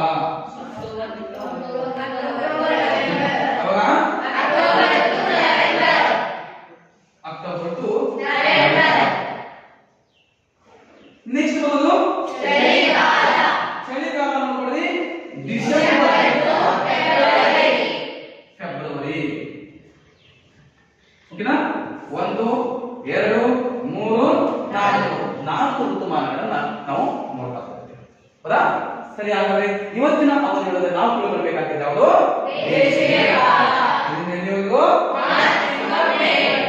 ಮಾರ್ಚ್ ಟು ಮೇ. ಯಾವ್ಯಾವ ಎಷ್ಟು? ಬೇಸಿಗೆ ಕಾಲ ಮಾರ್ಚ್ ಟು ಮೇ, ಮಳೆಗಾಲ ಜೂನ್ ಟು ಸೆಪ್ಟೆಂಬರ್, ನೈಋತ್ಯ ಮಾನ್ಸೂನ್ ಮಾರುತಗಳ ನಿರ್ಗಮನ ಕಾಲ ಅಕ್ಟೋಬರ್ ಟು ನವೆಂಬರ್, ಚಳಿಗಾಲ December to February. December to February. ಅದನ್ನು ವಾಚ್ ಮಾಡ್ತೀನಿ. ಯಾರು ಬೇಸಿಗೆ ಕಾಲ ಅಂತ ಇಟ್ಟಿದ್ದೀನಿ. ಬೇಸಿಗೆ ಕಾಲ ನಾನು ಹೇಳ್ಬಿಡ್ತೀನಿ. ಬೇಸಿಗೆ ಕಾಲ ಮಾರ್ಚ್ ಟು ನೋಡಿದ್ರೆ ನಿಮ್ಗೆ ಗೊತ್ತಿದೆಯಲ್ಲ ಮಾರ್ಚ್ ಟು ಮೇ ಏನಾಗುತ್ತೆ ಅಂತ. ಮೇ ಮುಗಿದ ಮೇಲೆ ತಿಂಗಳು ಯಾವುದು? ಜೂನ್. ನೆಕ್ಸ್ಟ್ ಬರೋದು ಯಾವುದು ಕಾಲ? ಮಳೆಗಾಲ ಜೂನ್ ಟು ಸೆಪ್ಟೆಂಬರ್. ಹಿಂಗಾರು ಮಳೆಗಾಲ ಅಂತ ಮತ್ತೊಂದು ಬರ್ತದೆ, ಅಥವಾ ನೈಋತ್ಯ ಮಾನ್ಸೂನ್ ಮಾರುತಗಳ ಕಾಲ, ನಿರ್ಗಮನ ಕಾಲ ಅಂತ ಕರಿತೀವಿ. ಅಥವಾ ಇನ್ನೊಂದು ಏನ್ ಹೇಳ್ತಪ್ಪ ಅಂತಂದ್ರೆ ಈ ಭಾಗದಿಂದ ಬೀಸುತ್ತಿರುವುದರಿಂದ. ಯಾವ ಭಾಗದಿಂದ? ಹಾಗಾದ್ರೆ ಇದಕ್ಕೆ ಇನ್ನೊಂದು ಹೆಸರು ಏನ್ ಕರಿತೀವಪ್ಪ ಅಂದ್ರೆ ಈಶಾನ್ಯ ಮಾನ್ಸೂನ್ ಮಾರುತಗಳ ಕಾಲ ಅಂತಲೂ ಕರಿತೀವಿ. ಅದನ್ನ ಹೇಳ್ಬೇಕಂತ ಹೇಳ್ತೀವಿ. ಈಗ ನಾವು ನೋಡ್ಬೇಕಾಗಿದೆ ಅದು ಬೇಸಿಗೆ ಕಾಲ. ಯಾಕೆ ಬಿಸಿಲು ಜಾಸ್ತಿ ಆಗುತ್ತೆ? ಯಾಕೆ ಬಿಸಿಲು ಜಾಸ್ತಿ ಆಗುತ್ತೆ ನೋಡ್ರಿ. ಮಾರ್ಚ್ ಮೊದಲನೇ ವಾರದಿಂದ ಸೂರ್ಯನ ಕಿರಣಗಳು ಉತ್ತರ ಗೋಳಾರ್ಧದ ಮೇಲೆ ನೇರವಾಗಿ ಬೀಳ್ತವೆ. ಸೂರ್ಯನ ಕಿರಣಗಳು ಉತ್ತರ ಗೋಳಾರ್ಧದ ಮೇಲೆ ಲಂಬವಾಗಿ ಅಥವಾ ನೇರವಾಗಿ ಬೀಳ್ತವೆ. ಉತ್ತರ ಗೋಳಾರ್ಧದ ಮೇಲೆ. ಇಲ್ಲಿ ನಾ ಈ ಗೋಳ ಇದೆ, ಭೂಮಿ ಹೇಗಿದೆ? ಗೋಳಾಕಾರವಾಗಿದೆ. ಇಲ್ಲಿ ನಾನೊಂದು ಗ್ಲೋಬ್ ತಗೊಂಡಿದ್ದೇನೆ. ಈ ಗ್ಲೋಬ್ನ ಮಧ್ಯಭಾಗದ ಒಂದು ಗೆರೆ ಹಾಕ್ತೀನಿ. ಸರಿನಾ? ಸರಿ, ಮಧ್ಯಭಾಗದ ಒಂದು ಗೆರೆ. ಈ ಕೆಳಗಡೆ ಭಾಗವನ್ನ ದಕ್ಷಿಣ ಗೋಳಾರ್ಧ ಅಂತ ಕರಿತೀವಿ. ಮೇಲ್ಗಡೆ ಭಾಗವನ್ನ ಉತ್ತರ ಗೋಳಾರ್ಧ ಅಂತ ಕರಿತೀವಿ. ಏನ್ ಕರಿತೀವಿ? ಉತ್ತರ ಗೋಳಾರ್ಧ, ದಕ್ಷಿಣ ಗೋಳಾರ್ಧ. ಓಕೆ, ಇದು ಒಂದು. ಎರಡನೇದು ಯಾವುದು? ದಕ್ಷಿಣ ಗೋಳಾರ್ಧ. ಹಾಗಾದ್ರೆ ಉತ್ತರ ಗೋಳಾರ್ಧ ಮತ್ತು ದಕ್ಷಿಣ ಗೋಳಾರ್ಧ ಗೋಳವನ್ನು ಮಾಡಿದ್ದೇವೆ. ಹೌದಾ? ಹಾಗಾದ್ರೆ ಮಾರ್ಚಿನ ಮೊದಲ ವಾರದಲ್ಲಿ ಸೂರ್ಯನ ಲಂಬ ಕಿರಣಗಳು ಅಥವಾ ನೇರ ಕಿರಣಗಳು ಉತ್ತರ ಗೋಳಾರ್ಧದ ಮೇಲೆ ಬೀಸುತ್ತವೆ ಅಂತ ಹೇಳ್ತಾರೆ. ಇದು ಪ್ರಕೃತಿಯಲ್ಲಾಗುವಂತ ಹವಾಮಾನದಲ್ಲಾಗುವಂತಹ ಒಂದು ಬದಲಾವಣೆ. ಯಾವ ತಿಂಗಳಿಂದ? ಮಾರ್ಚ್ ತಿಂಗಳ ಮೊದಲ ವಾರದಿಂದ ಸೂರ್ಯನ ಕಿರಣಗಳು ಏನಾಗ್ತವೆ? ನೇರವಾಗಿ ಅಥವಾ ಲಂಬವಾಗಿ ಬೀಳ್ತವೆ. ಯಾವ ಗೋಳಾರ್ಧದ ಮೇಲೆ? ಉತ್ತರ ದಕ್ಷಿಣ ಗೋಳಾರ್ಧದ ಮೇಲೆ ಹೇಗೆ ಬೀಳ್ತವೆ? ಇಲ್ಲಿ ಲಂಬವಾಗಿ ಬಿತ್ತು ಅಂತಂದ್ರೆ ಆಟೋಮೆಟಿಕಲಿ ಹಾಗಾದ್ರೆ ಉತ್ತರ ಗೋಳಾರ್ಧದ ಮೇಲೆ ನೇರವಾಗಿ ಅಥವಾ ಲಂಬವಾಗಿ ಬೀಸ್ತಾ ಇದ್ದಾವೆ ಸೂರ್ಯನ ಕಿರಣಗಳು ಬೀಳ್ತದೆ ಅಂತಂದಾಗ ಉತ್ತರ ಗೋಳಾರ್ಧ ಶಾಖವನ್ನ ಹೆಚ್ಚಿಗೆ ಪಡೆಯುತ್ತಾ ಪಡೆಯುತ್ತಾ ಪಡೆಯುತ್ತಾ? ಹೌದಾ? 100%? ಎಸ್. ಉತ್ತರ ಗೋಳಾರ್ಧವು ಹೆಚ್ಚು ಶಾಖವನ್ನು ಪಡೆಯುತ್ತದೆ. ಉತ್ತರ ಗೋಳಾರ್ಧವು ಹೆಚ್ಚು ಶಾಖವನ್ನು ಪಡೆಯುತ್ತದೆ. ದಕ್ಷಿಣ ಗೋಳಾರ್ಧವು ಕಡಿಮೆ ಶಾಖವನ್ನು ಪಡೆಯುತ್ತದೆ. ಹಾಗಾದ್ರೆ ಭಾರತ ಈ ಗೋಳಾರ್ಧದ ಉತ್ತರ ಗೋಳಾರ್ಧ ಮತ್ತು ದಕ್ಷಿಣ ಗೋಳಾರ್ಧದ ಯಾವ ಭಾಗದಲ್ಲಿ ಭಾರತ ಇದೆ? ಯಾವ ಭಾಗದಲ್ಲಿ? ಹಾಗಾದ್ರೆ ನೋಡಿ, ಭಾರತ ಇಲ್ಲಿದೆ. ಹೌದಾ? ಭಾರತ ಇಲ್ಲಿದೆ. ಇಲ್ಲಿ ಭೂಮಧ್ಯ ರೇಖೆ ಇದೆ. ಭೂಮಧ್ಯ ರೇಖೆ ಇದಕ್ಕೆ ಸಮಭಾಜಕ ರೇಖೆ ಅಂತ ಕರಿತೀವಿ. ಇದು 0 ಡಿಗ್ರಿಯಿಂದ ಪ್ರಾರಂಭ ಆಗಿರ್ತದೆ. 0 ಡಿಗ್ರಿಯಿಂದ ಪ್ರಾರಂಭ ಆಗಿರ್ತದೆ. ಹಾಗಾದ್ರೆ ಭಾರತವು ಉತ್ತರ ಗೋಳಾರ್ಧದಲ್ಲಿ ಇದೆ. ಭಾರತವು ಉತ್ತರ ಗೋಳಾರ್ಧದಲ್ಲಿ. ನಾವು ಉತ್ತರ ಗೋಳಾರ್ಧದಲ್ಲಿ ಭಾರತ ಇದೆ ಅನ್ನೋದಾದ್ರೆ ಮಾರ್ಚ್ನಿಂದ ಮೇ ತಿಂಗಳವರೆಗೆ ಉಷ್ಣಾಂಶ ಹೆಚ್ಚಿಗೆ ಇರುತ್ತಾ ಕಡಿಮೆ ಇರುತ್ತಾ? ಹೆಚ್ಚಿಗೆ ಇರುತ್ತಲ್ವಾ? ಹಾಗಾಗಿದೆ ಭಾರತ ಮಾರ್ಚ್ನಿಂದ ಮೇ ತಿಂಗಳ ಅವಧಿಯಲ್ಲಿ ಹೆಚ್ಚು ಉಷ್ಣಾಂಶವನ್ನ ಪಡೆಯುತ್ತದೆ. ಇದು ನಿಮಗೆ ತಿಳಿದಿದೆ.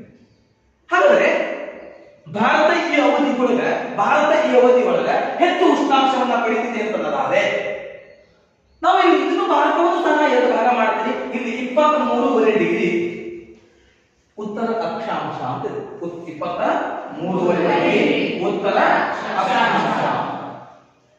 ಓಕೆನಾ? ಹಾಗಾದ್ರೆ ಇಲ್ಲಿಂದ ಈ ಕಡೆ ಭಾಗವನ್ನು ಏನು ಕರಿತೀವಿ? ಉತ್ತರ ಭಾರತ. ಇಲ್ಲಿಂದ ಈ ಕಡೆಗೆ ಸರಿ. ಈ ಮಾರ್ಚ್ ಟು ಮೇ ತಿಂಗಳ ಅವಧಿಯೊಳಗೆ ಭಾರತದಲ್ಲಿ ಮತ್ತೆ ಎರಡು ವ್ಯತ್ಯಾಸಗಳನ್ನು ನೋಡ್ತಾ ಹೋಗ್ತೀವಿ ನಾವು.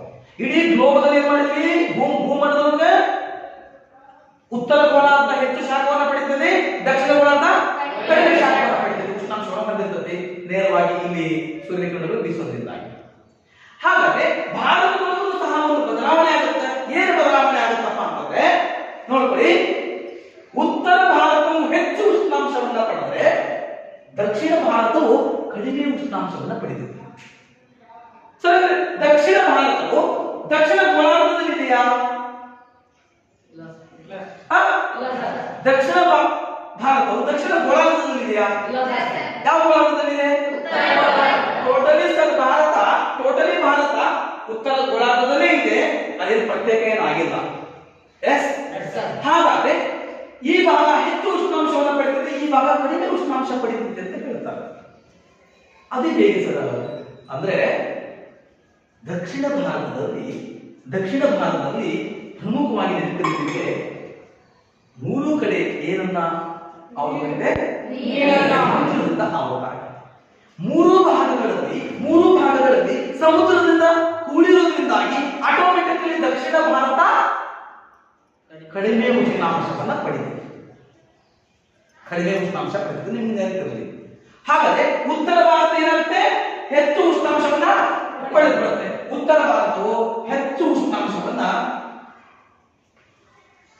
ಹೊಂದಿರುತ್ತದೆ, ದಕ್ಷಿಣ ಭಾರತವು ಕಡಿಮೆ ಉಷ್ಣಾಂಶ ಹೊಂದಿರುತ್ತದೆ. ಈ ಕಡಿಮೆ ಉಷ್ಣಾಂಶ ಹೊಂದಿದ್ದಕ್ಕೆ ಕಾರಣ ಏನಪ್ಪಾ ಅಂತಂದ್ರೆ ಏನು? ಮೂರು ಕಡೆಯಿಂದ ಸಮುದ್ರದಿಂದ ಆವೃತವಾಗಿರುವುದರಿಂದಾಗಿ ಈ ಭಾಗ ಕಡಿಮೆ ಉಷ್ಣಾಂಶವನ್ನ ಪಡೆಯುತ್ತದೆ. ಭಾರತದೊಳಗೆ ಎರಡು ಭಾಗ ಮಾಡ್ತಾರೆ. ಹಾಗಾದ್ರೆ ಹೆಚ್ಚು ಉಷ್ಣಾಂಶ ಪಡೆದಿದೆ ಅಂತ ಹೇಳ್ತೇವಲ್ಲ ಸರ್? ಹೌದು. ಭಾರತದೊಳಗೆ ದಾಖಲಾಗಿರುವಂತಹ ಉಷ್ಣಾಂಶ ಎಷ್ಟಪ್ಪ ಅಂತಂದ್ರೆ 52%. ಎಷ್ಟೋ? 52% ಅಲ್ಲ, ಸೆಂಟಿಗ್ರೇಡ್ ಅಷ್ಟು ಉಷ್ಣಾಂಶ. 52 ಸೆಂಟಿಗ್ರೇಡ್ ಅಷ್ಟು ಉಷ್ಣಾಂಶ ಭಾರತದಲ್ಲಿ ಇಲ್ಲಿವರೆಗೂ ದಾಖಲಾಗಿರುವಂತದ್ದು ಹೈಯೆಸ್ಟ್. ಸರ್, ಎಲ್ಲಿ ಕಂಡು ಬರುತ್ತದೆ? ಹಾಗಾದ್ರೆ ರಾಜಸ್ಥಾನದ ಗಂಗಾನಗರ ಅಂತ ಒಂದು ಪ್ರದೇಶ ಬರುತ್ತೆ. ಇಲ್ಲಿ ರಾಜಸ್ಥಾನದ ನೋಡಿ ಎಷ್ಟು ಶೇಕಡ? 57 ಸೆಂಟಿಗ್ರೇಡ್ ಅಷ್ಟು ಉಷ್ಣಾಂಶ ಕಂಡುಬರುವುದಲ್ಲಿ ರಾಜಸ್ಥಾನದ ಗಂಗಾನಗರ ಅತಿ ಹೆಚ್ಚು ಉಷ್ಣಾಂಶವನ್ನ ಪಡೆದುಕೊಳ್ಳುತ್ತದೆ. ಸರಿ, ಈ ಸಂದರ್ಭದಲ್ಲಿ ಸ್ವಲ್ಪ ಮಳೆ ಆಗೋದಿಲ್ವಾ? ಬೇಸಿಗೆ ಕಾಲದಲ್ಲಿ ಸ್ವಲ್ಪ ಮಳೆ ಆಗೋದಿಲ್ವಾ ಅಂತ ಆಗುತ್ತೆ. ಹೇಗಾಗುತ್ತಪ್ಪ ಅಂತಂದ್ರೆ ಈ ಸಂದರ್ಭಗಳು ನೋಡ್ಕೊಡ್ರಿ. ಈ ಸಂದರ್ಭದಲ್ಲೂ ಮಳೆ ಆಗುತ್ತಲ್ಲ, ಹೇಗಾಗತ್ತಪ್ಪ ಅಂತಂದ್ರೆ ಅಲ್ಲಲ್ಲಿ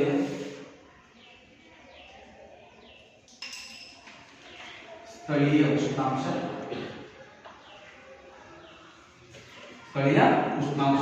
ಹಾಗೂ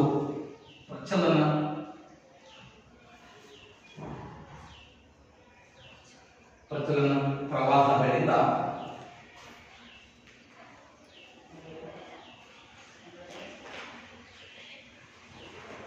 ಮಳೆ ಆಗುತ್ತೆ. ಇದು ಯಾವಾಗ ಆಗುತ್ತೆ ಅಂದ್ರೆ March to April to May, April ಮತ್ತು ಮೇ ತಿಂಗಳಲ್ಲಿ ಮಳೆ ಆಗುತ್ತೆ.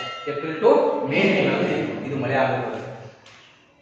ಇದಕ್ಕೆ ಏನು ಕರೀತಾರಪ್ಪ ಅಂದ್ರೆ ಪರಿಸರಣ ಮಳೆ ಅಂತ ಕರೀತಾರೆ. ಎಂತ ಮಳೆ? ಈ ಅವಧಿಯೊಳಗೆ ಆಗುವಂತಹ ಮಳೆಯನ್ನ ಪರಿಸರಣ ಮಳೆ ಅಂತ ಕರೀತಾರೆ.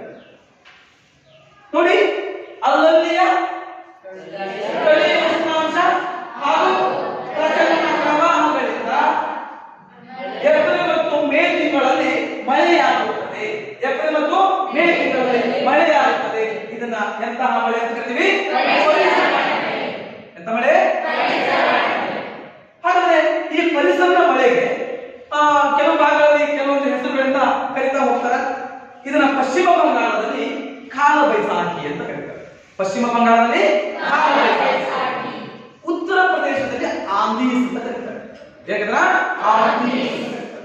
ಕರ್ನಾಟಕದಲ್ಲಿ ಕಾಫಿ ಹೂ ಮಳೆ ಅಂತ ಕರೀತಾರೆ. ಹಾಗೆ ಕೇರಳದಲ್ಲಿ ಮಾವಿನ ಕೊಯ್ಲು. ಯಾವ್ಯಾವ ಭಾಗದಲ್ಲಿ ಯಾವ್ಯಾವ ಹೆಸರುಗಳಿಂದ ಕರೀತಾರೆ ನೋಡ್ಕೊಳ್ಳಿ. ಪಶ್ಚಿಮ ಬಂಗಾಳ, ಇಲ್ಲಿ ಬಂಗಾಳ ಕಷ್ಟ ಬರ್ತೀನಿ. ಪಶ್ಚಿಮ ಬಂಗಾಳದಲ್ಲಿ ಕಾಲ ಬೈಸಾಖಿ, ಕಾಲ ಬೈಸಾಖಿ. ಉತ್ತರ ಪ್ರದೇಶ ಹೂ ಪ್ರದೇಶ ಅಂತ ಬರ್ತಿರ್ತೀನಿ ನೆನಪಿರಲಿ. ಉತ್ತರ ಪ್ರದೇಶದಲ್ಲಿ ಆಂಧೀಸ್. ಏನು? ಆಂಧೀಸ್. ಹಾಗೆ ಕರ್ನಾಟಕದಲ್ಲಿ ಕಾಫಿ ಹೂ ಮಳೆ. ಸರಿನಾ? ಇನ್ನು ಕೇರಳದಲ್ಲಿ ಮಾವಿನ ಕೊಯ್ಲು. ಸರಿ, ಕಾಫಿ ಹೂ ಮಳೆ ಮತ್ತು ಮಾವಿನ ಕೊಯ್ಲು ಅನ್ನೋದಕ್ಕೆ ಸರಿ, ಕಾಫಿ ಹೂ ಮಳೆ ಅಂತ ಯಾಕೆ ಕರ್ನಾಟಕದಲ್ಲಿ ಕರೀತಾರೆ ಅಂತಂದ್ರೆ, ಕಾಫಿ ಬೆಳೆ ಫಸಲು ಕಟ್ಟಬೇಕಪ್ಪ. ಕಾಫಿ ಬೆಳೆ ಫಸಲು ಕಟ್ಟಲಿಕ್ಕೆ ಪ್ರಮುಖವಾಗಿರುವಂತಹ ಮಳೆನೇ ಈ ಮಳೆ ಅವಶ್ಯಕವಾಗಿದೆ. ಕಾಫಿ ಫಸಲು ಆಗಬೇಕಲ್ಲ, ಹೂ ಕಟ್ಟಬೇಕಲ್ಲ, ಹೂ ಮೂಡಬೇಕಲ್ಲ, ಆಗಬೇಕು ಅಂತಂದ್ರೆ ಪರಿಸರಣ ಮಳೆ ಅವಶ್ಯಕವಾಗಿ ಬೇಕಾಗುತ್ತೆ. ಪರಿಸರಣ ಮಳೆ ಅವಶ್ಯಕವಾಗಿ ಬೇಕಾಗುತ್ತೆ. ಹಾಗಾದ್ರೆ ಈ ಮಳೆ ಪಡ್ಕೊಂಡ್ವಲ್ಲ, ಯಾವ ಮಳೆನ? ಪರಿಸರದ ಮಳೆನ ಯಾವ ತಿಂಗಳಲ್ಲಿ? ಏಪ್ರಿಲ್ ಮತ್ತು ಮೇ ತಿಂಗಳಲ್ಲಿ. ಹಾಗಾದ್ರೆ ಭಾರತ ಶೇಕಡ 100ರ ಮಳೆಯಲ್ಲಿ, ವಾರ್ಷಿಕ ಶೇಕಡ 100ರ ಮಳೆಯಲ್ಲಿ ಬೇಸಿಗೆ ಸಂದರ್ಭದಲ್ಲಿ ಎಷ್ಟು ಶೇಕಡದಷ್ಟು ಪಡೆಯುತ್ತದಪ್ಪ ಅಂದ್ರೆ ಶೇಕಡ 10ರಷ್ಟು ಮಳೆಯನ್ನ ಈ ಅವಧಿಯೊಳಗೆ ಭಾರತ ಪಡೆದುಕೊಳ್ಳುತ್ತದೆ. ಎಷ್ಟರಷ್ಟು? 10ರಷ್ಟು ಮಳೆಯನ್ನ ಪಡೆದುಕೊಳ್ಳುತ್ತದೆ. ಓಕೆ ಮಕ್ಕಳೇ, ಇವತ್ತಿನ ಅವಧಿಯೊಳಗೆ ನಾವು ಪ್ರಮುಖವಾಗಿ ತಿಳ್ಕೊಂಡಿರುವಂತಹ ಅಂಶಗಳೇನಪ್ಪ ಅಂದ್ರೆ ಭಾರತದ ವಾಯುಗುಣದ ಲಕ್ಷಣಗಳು, ಭಾರತದ ವಾಯುಗುಣದ ಸ್ಥಿತಿ, ಭಾರತದ 4 ಋತುಮಾನಗಳಲ್ಲಿ ಒಂದ್ಯಾವುದೋ ಬೇಸಿಗೆ ಬಗ್ಗೆ ತಿಳ್ಕೊಂಡಿದ್ದೇವೆ. ಎಸ್, ಒಂದಿಷ್ಟು ನಾನು ಪ್ರಶ್ನೆ ನಿಮ್ಮಲ್ಲಿ ಕೇಳ್ತೀನಿ. ಭಾರತದ ವಾಯುಗುಣವು ಯಾವ ಮಾದರಿಯ ವಾಯುಗುಣವನ್ನು ಹೊಂದಿದೆ? ಯಾವ ಮಾದರಿಯ ವಾಯುಗುಣ ಹೊಂದಿದೆ?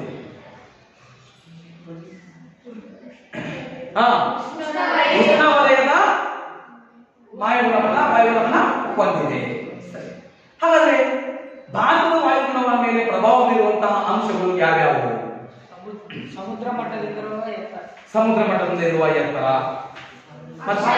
ಅಕ್ಷಾಂಶಗಳು, ಮಾರುತಗಳ ದಿಕ್ಕುಗಳು, ಪರ್ವತ ಸರಣಿಗಳು ಹಬ್ಬಿರುವ ರೀತಿ,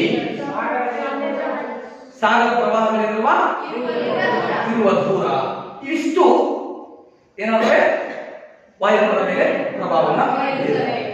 ಹಾಗಾದ್ರೆ ಭಾರತದ ಋತುಮಾನಗಳನ್ನು ನಾವು 4 ಪ್ರಕಾರ ಮಾಡ್ಬೇಕು. ಹೌದಾ? ಎಷ್ಟು ಪ್ರಕಾರ? ಯಾವ್ಯಾವ 4 ಪ್ರಕಾರ? ಮಳೆಗಾಲ, ನೈಋತ್ಯ ಮಾನ್ಸೂನ್ ಮಾರುತಗಳ ಇನ್ನೂ ಒಂದು ಹೆಸರು ಕರಿತೀವಿ ಅದಕ್ಕೆ, ಈಶಾನ್ಯ ಮಾನ್ಸೂನ್ ಮಾರುತಗಳ ಕಾಲ. ಇನ್ನೊಂದು ರೀತಿಯೂ ಕರಿತೀವಿ ನಾವು ಅದನ್ನ ಹಿಂಗಾರು ಮಳೆಗಾಲ. ಏನ್ ಕರಿತೀವಿ? ಬೇಸಿಗೆ ಕಾಲ ಆದ್ಮೇಲೆ ಬರೋದು ಯಾವುದು? Yes, okay. ಇದಕ್ಕೆ ಇನ್ನೊಂದು ಹೆಸರು ಮಳೆಗಾಲಕ್ಕೆ ಏನಪ್ಪಾ ಅಂದ್ರೆ ಮುಂಗಾರು ಮಳೆಗಾಲ ಅಂತ ಕರಿತೀವಿ. ಏನ್ ಕರಿತೀವಿ? ಓಕೆ. ಇಷ್ಟು ಅಂಶಗಳನ್ನ ಇವತ್ತು ತಿಳ್ಕೊಂಡಿದ್ವಿ. ಅದರ ಭಾರತದಲ್ಲಿ ಅತಿ ಹೆಚ್ಚು ಉಷ್ಣಾಂಶವನ್ನ ಪಡೆಯುವ ಪ್ರದೇಶ ಯಾವುದು? ಭಾರತದಲ್ಲಿ ಅತಿ ಹೆಚ್ಚು ಉಷ್ಣಾಂಶವನ್ನು ಪಡೆಯುವಂತಹ ಪ್ರದೇಶ ಯಾವುದು? ರಾಜಸ್ಥಾನ, ಗಂಗಾನಗರ. ಓಕೆ, ಒಂದಿಷ್ಟು ಹೋಮ್ವರ್ಕ್ ತಗೊಳ್ಳಿ.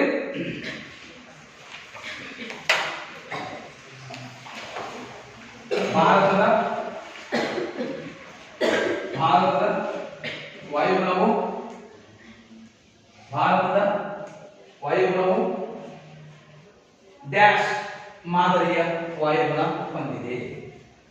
ಡ್ಯಾಶ್ ಮಾದರಿಯ ವಾಯುಗುಣವನ್ನು ಹೊಂದಿದೆ.